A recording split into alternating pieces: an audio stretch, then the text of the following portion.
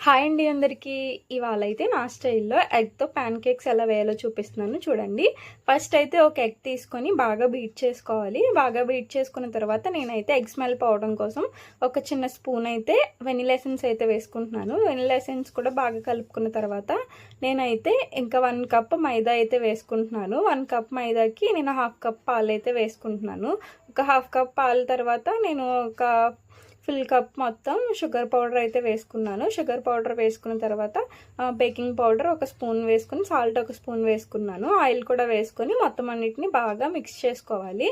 బాగా కలుపుకున్న తర్వాత ఇంకా ప్యాన్ పెట్టుకొని హీట్ అయిన తర్వాత ఆయిల్ ఏం రాయకుండా నార్మల్గా ప్యాన్ కేక్స్లా వేసేసుకోవడమే. నిజంగా టేస్ట్ అయితే చాలా బాగుంది. చిన్నపిల్లలు అయితే చాలా ఇష్టంగా తింటారు. చిన్నపిల్లలు ఉన్న వాళ్ళు ఖచ్చితంగా ట్రై చేయండి. నిజంగా నాకైతే చాలా బాగా నచ్చినాయి. నిజంగా చాలా ఈజీ ప్రాసెస్లో ఇంత బాగా వస్తున్నాయంటే